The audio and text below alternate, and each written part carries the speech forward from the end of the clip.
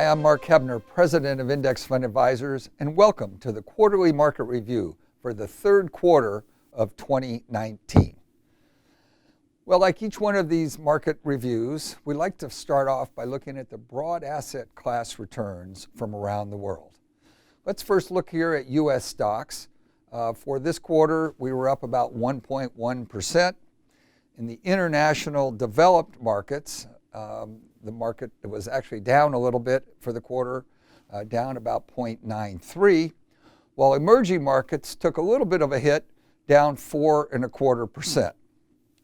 Although global real estate had a very good quarter, up 5.72%, and this is why we diversify. You can see you never know which one of these are going to have the higher return. In the U.S. bond market, we were up about 2.27%, while global bonds were up 2.83%, just a little bit more. Every quarter, we like to look at the news that drove market returns around the world. And when we do that, we look at the MSCI All Country World Index. And here we can see how it kind of gyrated throughout the quarter. But let's look at some of those news stories that drove those returns. Little here in mid-April or so, we saw that the U.S. stocks rallied to put the S&P, the NASDAQ, both at new record highs. Then we saw the market take a little drop as the U.S.-China trade talks ended without a deal.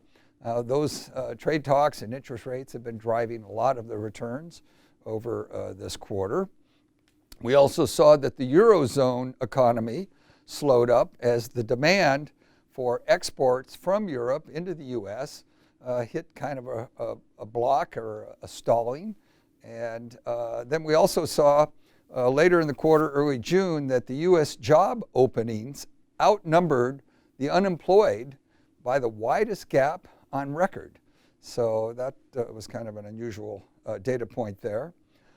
Then we saw another record high for the S&P 500 near the end of June, and we closed up the quarter where the economy grew at an unrevised 3.1% for that first quarter.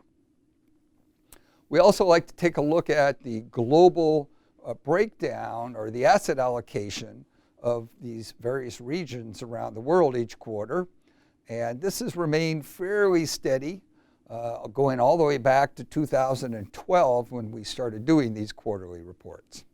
We also have been tracking the total market capitalization, the price per share times all the shares outstanding in a globally diversified portfolio like we put together here at IFA in our IFA Index Portfolio 100. And here you see that market capitalization for this quarter came in at about $53.1 trillion, with 55% of those assets in the U.S., 33% in the international developed markets, and about 12% in the emerging markets.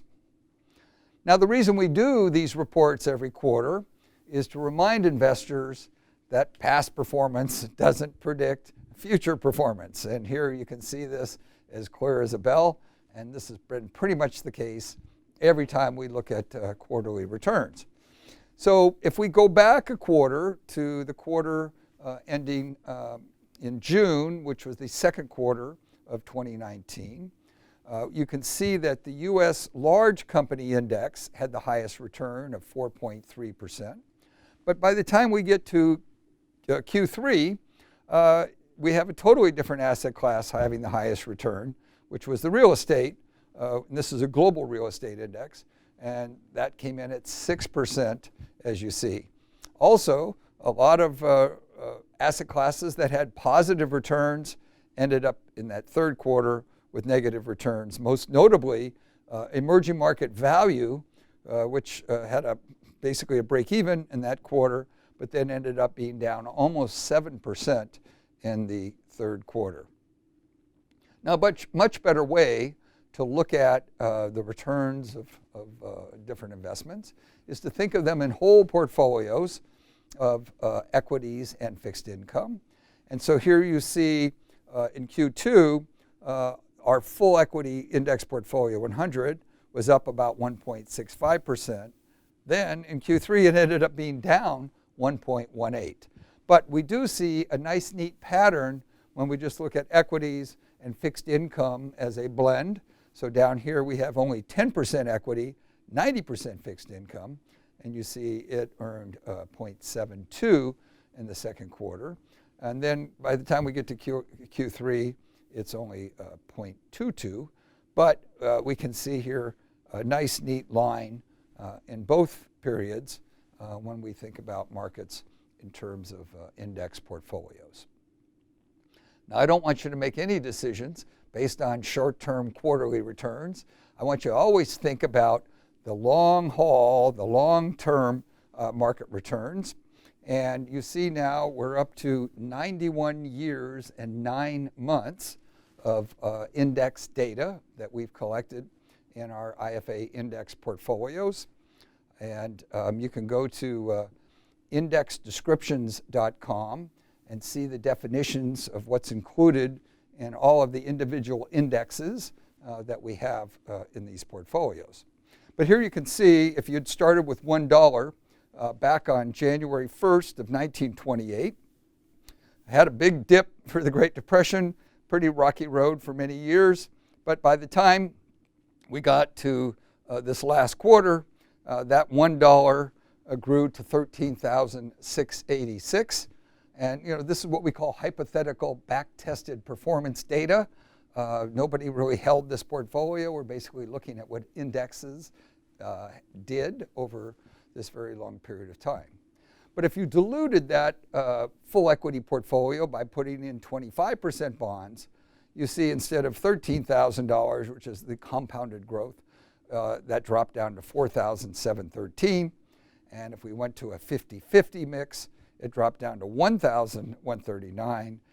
Please remember, though, that's over a very long period of time. And that's the longer the time, the more difference you see in these compounded wealths. So that wraps up the quarterly market review for the third quarter of 2019. And I look forward to seeing you next time.